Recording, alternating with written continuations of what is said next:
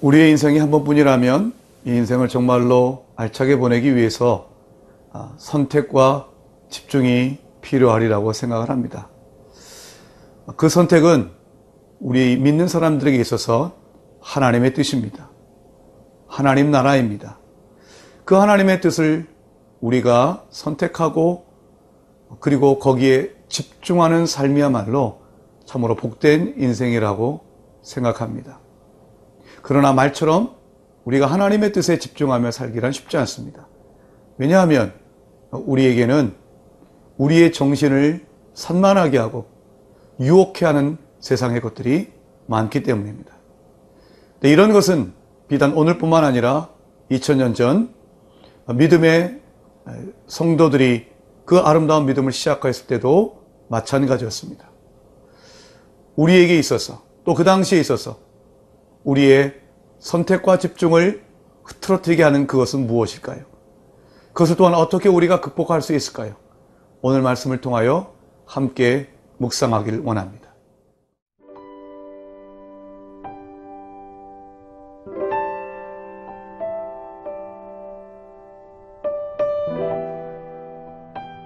디도서 3장 9절에서 15절 말씀입니다.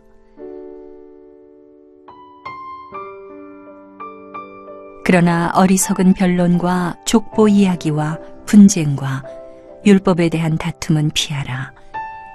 이것은 무익한 것이요 헛된 것이니라. 이단에 속한 사람을 한두 번 훈계한 후에 멀리하라. 이러한 사람은 네가 아는 바와 같이 부패하여 스스로 정죄한 자로서 죄를 짓느니라.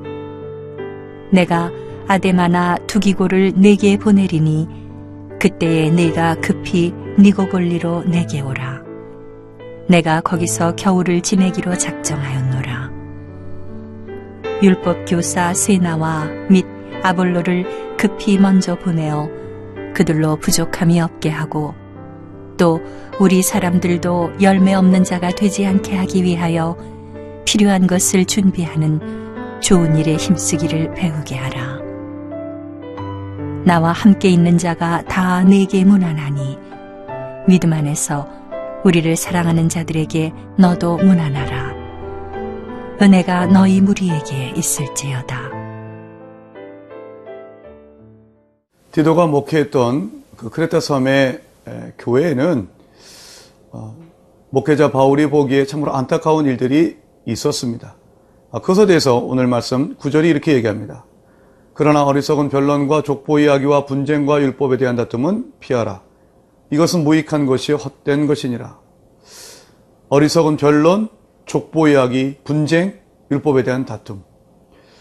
이 모든 것 등이 바울이 보기에는 다 쓸데없는 일이었습니다. 무익한 것이었습니다.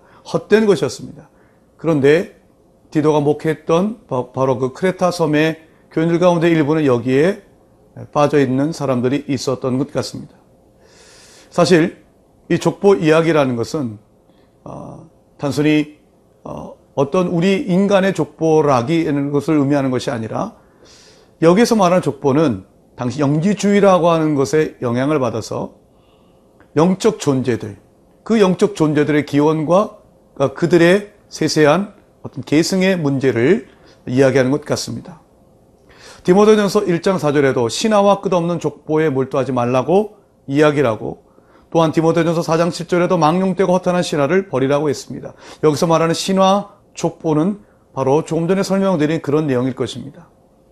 구약에도 많은 족보가 나옵니다. 그러나 그것은 하나님께서 택하신 사람들이 어떻게 하나님의 뜻을 이루어갔는지 그 역사 속에 면면히 흐르는 하나님의 섭리와 은혜를 보여준다면 여기서 말하는 족보는 그야말로 인간의 상상력이 만들어낸 꾸며낸 이야기요, 쓸데없는 관심이라는 것입니다.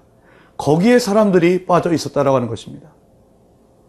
여러분, 이런 모든 무익한 것에 취해야 될 자세는 무엇입니까? 피하는 것입니다. 관심을 갖지 않는 것입니다. 버리는 것입니다. 왜냐하면 우리에게는 집중해야 될 가장 소중한 것이 있기 때문입니다. 사랑하는 성도 여러분, 우리가 살아가는 이 세상에는 참으로 재미난 것이 많이 있습니다. 스마트폰만 갖고 있으면, 인터넷만 접속하면 재미있는 것이 무궁무진한 것이 우리가 살아가는 세상 현실입니다. 그런데 그렇기 때문에 우리에게 가장 소중하고 생명과 진리가 되는 하나님의 말씀, 하나님의 뜻에 집중하는 시간은 떨어지는 것 같습니다. 묵상하는 시간을 빼앗기고 있습니다. 그렇다면 이제 그 모든 것들을 절제하거나 버려야 될 때입니다.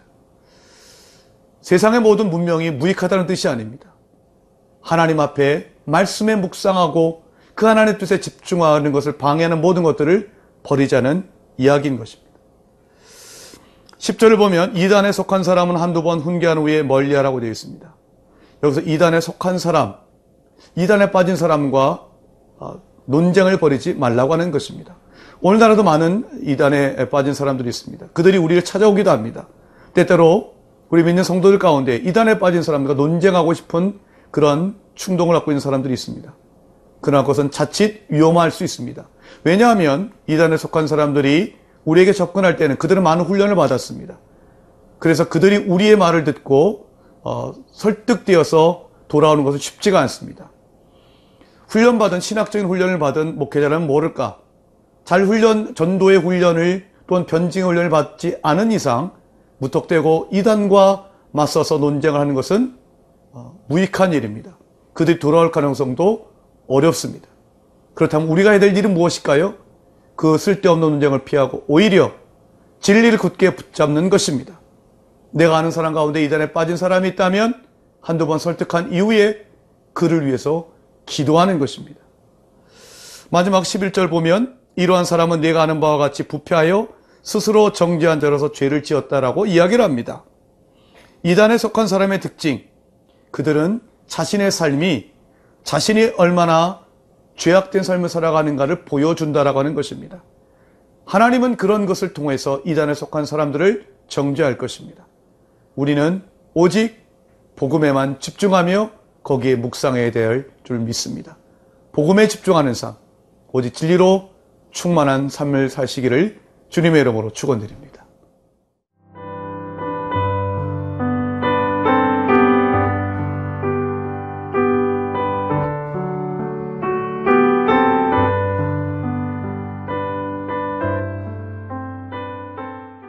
오늘 말씀 디도서 3장 9절부터 15절은 디도서의 마지막 부분이지요. 9절부터 11절이 헛된 논쟁 또는 이단과의 대화의 무익함을 이야기하고 있다면 12절부터 15절은 바울이 디도에게 여러 가지로 권면하고 부탁하는 내용입니다. 먼저 12절을 보시겠습니다. 내가 아데마나 두기고를 네게 보내리니 그때 네가 급히 니고볼리로 내게 오라. 내가 거기서 겨울을 지내기로 작정하였노라. 바울은 여기서 크레타 섬에서 목회하고 있는 디도에게 아데마나 두기고를 보내겠다고 얘기합니다. 아데마는 신약 성경에서 여기만 나옵니다. 그래서 이 사람이 누구인지 잘 알 수 없습니다. 그러나 두기고는 에베소서와 골로새서에서도 언급되는 사람입니다. 사도행전에도 나옵니다. 사도행전 20장을 보면 바울이 데리고 갔던 7사람 가운데 한 사람이었습니다. 무엇보다 이 두기고는 에베소서와 골로새서의 말씀에 따르면 바울의 심정을 대변해 주는 사람이었습니다. 에베소서 그리고 골로새서는 바울이 옥중에 있을 때 쓴 편지입니다. 운신이 자유롭지 못할 그때에 바울의 마음을, 그 심정을 대변하기 위해서 보냈던 사람이 바로 두기고였습니다. 왜 두기고를 보냈을까요? 두기고야말로 바울의 마음을 가장 잘 대변할 수 있는 사람이라고 바울은 믿었기 때문이었습니다.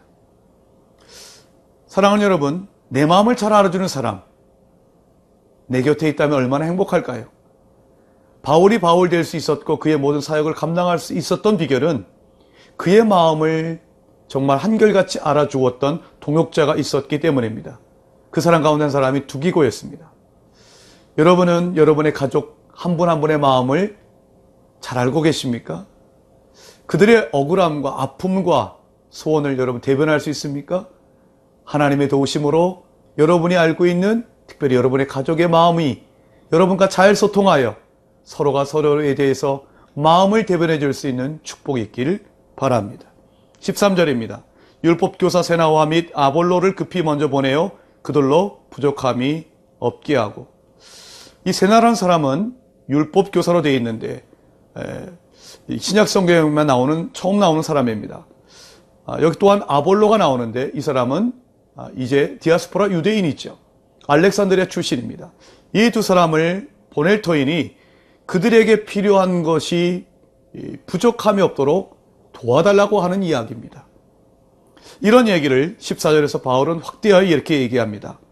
또 우리 사람들도 열매 없는 자가 되지 않게 하기 위하여 필요한 것을 준비하는 좋은 일에 힘쓰기를 배우게 하라. 성도 여러분, 우리가 집중하고 힘써야 될 일은 좋은 일입니다. 어제 말씀이었던 디도서 3장 1절부터 8절을 보더라도 바울은 우리에게 이렇게 얘기하죠. 하나님을 믿는 자들로 하여금 조심하며 선한 일을 힘쓰게 하라고 얘기합니다. 디도서 3장 8절의 말씀입니다. 선한 일, 좋은 일, 거기에 우리가 모든 시간과 정신을 집중해야 된다는 것입니다. 그렇다면 좋은 일은 무엇입니까? 그것은 바로 복음을 위해서 애쓰고 있는 자들을, 그들을 섬기는 것입니다. 그들이 필요한 것을 준비하고 그들이 필요한 것을 채워주는 일인 것입니다. 그것이 바로 열매 맺는 삶이라고 바울은 오늘 말씀 14절 통해서 이야기하고 있습니다. 내가 비록 전도와 선교와 목회 일선에 나설 수 없다 할지라도 그 일들을 감당하고 있는 자들을 섬기고 그들이 필요한 걸 채워주는 일, 참으로 하나님 기뻐하시는 줄을 믿습니다. 이 일들을 여러분 아름답게 섬겨간다면 하나님께서 참으로 우리의 인생을 축복하여 주실 것입니다. 마지막으로 15절, 나와 함께 있는 자가 다 내게 무난하니 믿음 안에서 우리를 사랑하는 자들에게 너도 무난하라. 은혜가 너희 무리에게 있을지어다. 바울은 항상 서신을 쓸 때마다 무난하기를 잊지 않았습니다. 그리고 그들을 축복하기를 잊지 않았습니다. 이제 성도의 교제란 그들에게 우리의 사정을 알리고 서로가 서로의 기도 제목을 이야기하며 그들에게 필요한 것을 이제 우리가 최선을 다해 섬기며 하나님의 은혜가 임하기를 기도하는 일일 것입니다. 이것이 바로 마땅히 우리가 선택하고 집중해야 될 삶일 것입니다. 이 아름다운 삶이 디도서를 마감하며 여러분의 삶 가운데 늘 충만히 임하기를 주님의 이름으로 축원드립니다. 기도하겠습니다. 하나님, 우리가 이 땅 가운데서 단 한 번 사는 인생일진데 하나님이 원하시는 것, 바로 그것에 집중하게 하여 주옵소서. 선한 일에, 하나님 보시기에 좋고 아름다운 일에 우리가 집중하게 하여 주시옵시고 진정 하나님이 원하시는 우리의 삶이 되게 하여 주시옵소서. 예수 그리스도의 이름으로 기도드리옵나이다. 아멘.